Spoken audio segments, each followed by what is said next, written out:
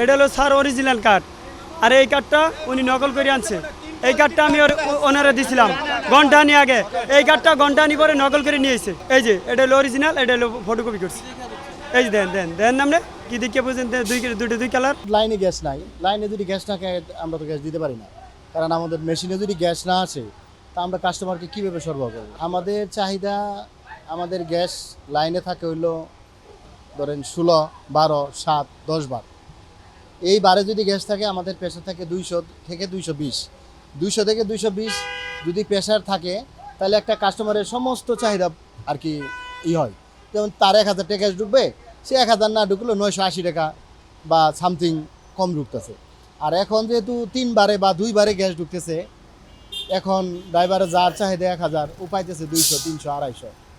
একই গাড়ি বারবার নেওয়ার পরে, গ্যাস নেওয়ার পরে আবার সে কিছুক্ষণ পর আবার লাইনে দাঁড়াইতেছে। গ্যাস সংকটের কারণে আসলে বিশৃঙ্খলা, গাড়ি যত আসবে বেশি আসবে, বিশৃঙ্খলা তত হবে। কিন্তু আমাদের ওই যে আমাদের এই জায়গায় ওরকম কোনো বিশৃঙ্খলা নাই, আমরা লাইন মোতাবেক গ্যাস দিই। এভাবে সমস্যা হলে তো গাড়ি হলেদের জন্য সমস্যা, আমাদের সারাদিন চলে যায় গ্যাস লাইনে।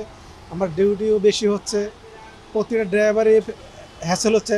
তার প্রতিটা ড্রাইভারের প্রতিদিন 4 ঘন্টা 5 ঘন্টা ডেলি এক্সট্রা ডিউটি করা লাগছে শুধু গ্যাসের জন্য। ঘুম আসছে না, বাসায় গেলে কারেন্ট থাকতেছে না, মানে গ্যাস থাকতেছে না, সব দিকে প্রবলেম।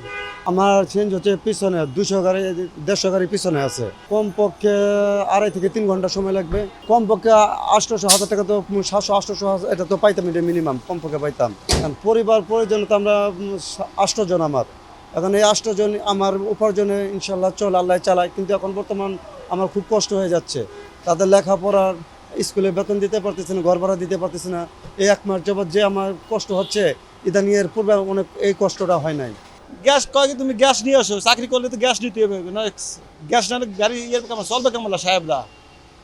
আমি কি গ্যাস আমি নেবো না। আর কয় কি তুমি কয় কি যত তুমি নিয়ে আসো, গ্যাস নিয়ে আসো, গ্যাস নিলে কেমন চালাবা গাড়ি।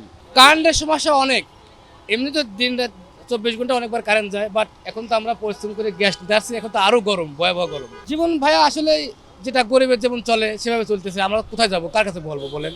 আর্থিক ক্ষতি, আমার কাজ বন্ধ থাকবে, আমি ইন্টারনেট চালাতে পারবো না, ল্যাপটপ চালাতে পারবো না, ফ্যান বন্ধ থাকবে, কাজ করতে পারবো না। বাসায় এখন আমাদের এখানে এতটা লোডশেডিং হচ্ছে না, বাট হুট মাঝে মধ্যে একটু যায় আর কি, চলে আসে।